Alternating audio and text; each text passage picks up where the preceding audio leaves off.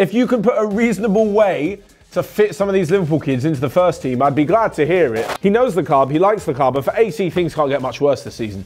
Yes, guys, welcome back to another episode of TFW, the first one of 2020, and we've had a pretty good weekend of footballing action and the transfer window. And of course, you have all sent in loads of your questions, loads of your topics and your opinions. So let's get straight into it, starting with Liverpool.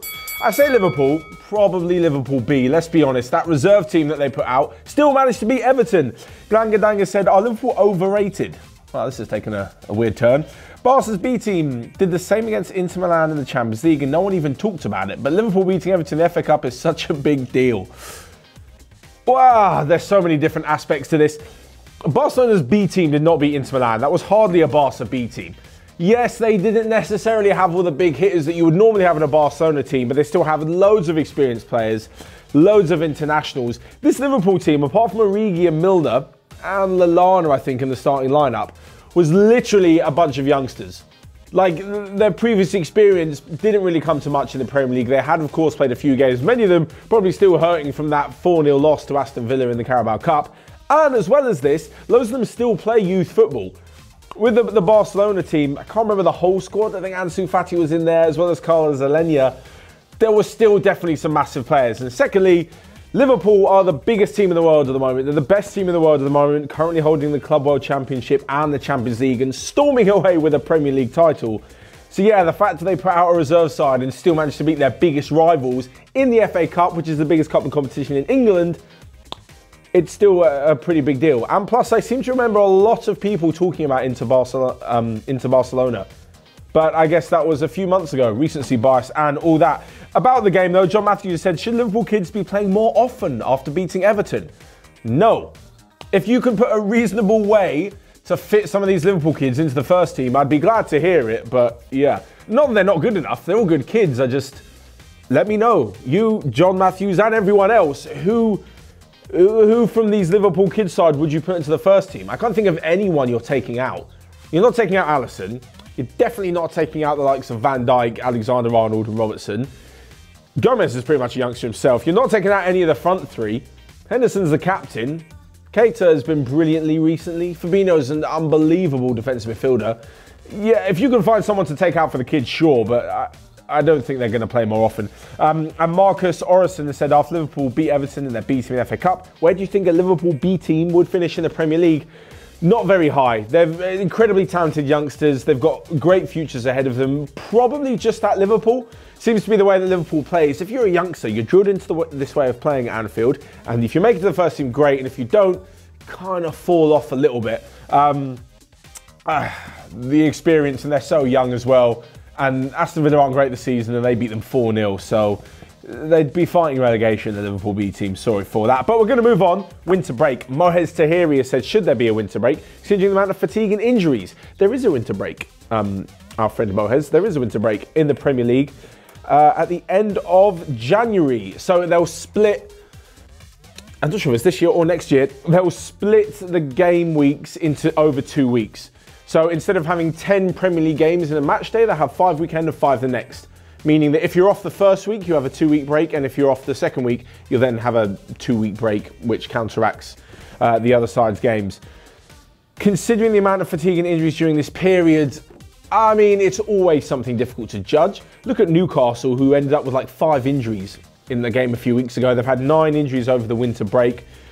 You can point to various injuries here and there, but then there's also a lot that goes on the opposite side of this by like teams like Liverpool, who have been brilliant at keeping their players fit. Spurs are the complete opposite. They play Harry Kane till he can't stand anymore, and literally his hamstring tore because he plays every minute of every game because there's no other striker for Spurs to play. That's nothing to do with a packed Christmas schedule. Spurs should just know better. The clubs, the physios should know better than that. And if you look at the Christmas schedule, some teams have it worse than others. This year, for example, you're playing on the weekend. The Boxing Day is a Thursday. You're playing again on the weekend, which is a bit tight, the whole Thursday to Saturday thing. Then you're playing midweek on New Year's and then back to the FA Cup for this following weekend. Still playing the same amount of games in 2 weeks as you would if you were in Europe or you had a midweek game. There's a slight difference in the days, but I mean, it's not massive. Clubs should work around it better. Don't get me wrong, I'm all for players having more of a break and being fitter and being able to perform at the exciting levels of entertainment that we as football fans want to see. But yeah, there's a bit of give and take from both sides. At this point, we're going to throw in today's poll as well, because Ashish Shuryavanshi just threw in a random question, which actually wasn't to do with the weekend's football, but screw it, we're going to put a poll right up here. He said, who would you rather have in your team, Lautaro Martinez or Pierre-Emerick Aubameyang? Ooh, it's a tough call because Aubameyang's on fire, but he's also 30, whereas Lautaro Martinez seems to have the world at his feet and a big future. I'm going to go for that reason for Martinez, ever so slightly. You guys have your say, let me know. Next up, Nubel to Bayern. Yes, this is a massive one. If you guys haven't seen it, Alexander Nubel, the Schalke captain, the Schalke goalkeeper who came through the ranks and got put into the first team, brilliant keeper, has agreed to join Bayern in the summer because he's a young German prospect, and that is what Bayern do. They bring all of the best players in the country to their team on pre-contract agreements because no one can really turn them down. Mohamed Mornin has said the situation with Nubel, him getting stripped to the Schalke captaincy and maybe getting benched. Very harsh to bench him. Also very harsh, and I've seen it in quite a few bits of media saying he was stripped. So we've got a quote from David Wagner here, former Huddersfield coach from last season, now the Schalke coach. Said that we've agreed that Alex will hand over his captaincy. Hand over. They've agreed to Omar Mascarell is actually taking over from captaincy. We put all the pros and cons on the table, and we decided it would be better for the team if he's not in charge because it would always cause concern. That to me, and don't get me wrong, I know he's probably dressing it up, it maybe wasn't so nice behind the scenes, seems like a fairly amicable thing.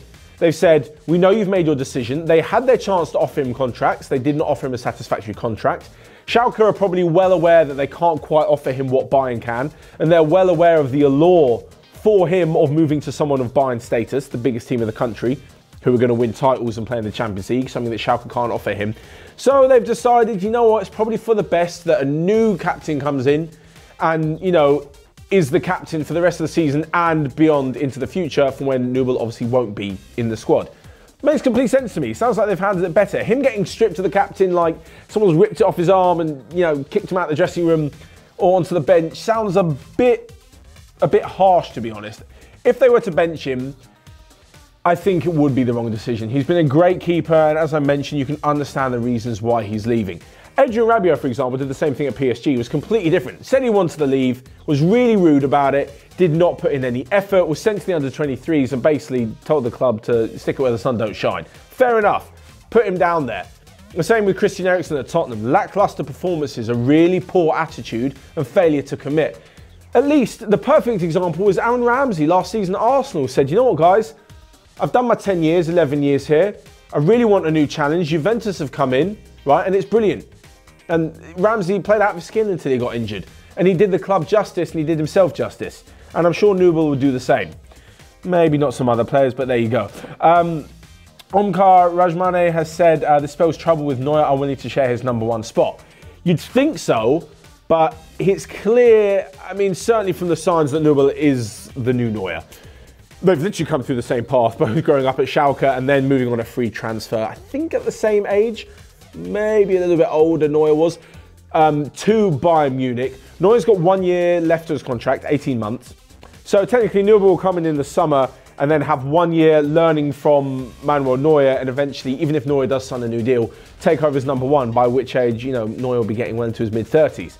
Not saying it's bad for a keeper, but if you've got a young, brilliant keeper like Nubel coming in, you know, is pretty good chance of being played. Yeah, as I say, Neuer's contract is up next summer. He'd be unwilling, but I also think there'd be a good rapport between the two, especially as he'll probably take him over in the German #1 spot as well. Next up, Rukan has said, what is your opinion on Zlatan back to AC? For Zlatan, this is actually a pretty good deal. Normally, I just accuse him of some big marketing strategy or just, you know, pissing off people or rival fans like Zlatan loves to do. He knows the club, he likes the club, but for AC, things can't get much worse this season. So you might as well take a punt on Zlatan. He's got a deal to the end of the season with the option to extend for another year. I think it's really a good deal for them. You know he can still do it. Zlatan's game has never necessarily been about speed, something which it's not the only thing to go as you get older, but it is one of the main things to go. You look at players, as soon as there's their speed, they're not quite the same player. Zlatan's always been a sort of bullish player, can hold the ball up really well, brilliant flicks, brilliant first touch, brilliant one-time finishing, pull something out the bag. He can do that from a standstill position even at 38. I mean, and if you look at Zlatan, he's by no means in poor shape for a 38-year-old. Like an incredibly fit player. And I don't think AC Milan would have taken that sort of jump or that risk on someone who they didn't believe was fit enough to play. He could even be in the starting lineup next weekend. So, you know, I mean, I'm sure things will work out pretty well for Zlatan. But on top of that, I think there's a lot of points covered on this TFW. Of course, every Sunday night on the community tab, whether on your laptop, on your mobile, on your iPad, whatever, you guys can let us know all of your thoughts on the weekend's football. If you want loads of question answers, like the Q&A, like head-to-heads or team of the decade or that kind of stuff, Wednesday night is the night to leave that for myself and Paddy or whichever guest for Friday's Q&A. But this for TFW is every single Monday, where you guys let us know your thoughts in the comment section below. Smash the like button. Of course, check out all the other stuff we've got going on Onefootball as well. But until next time, I will see you guys later.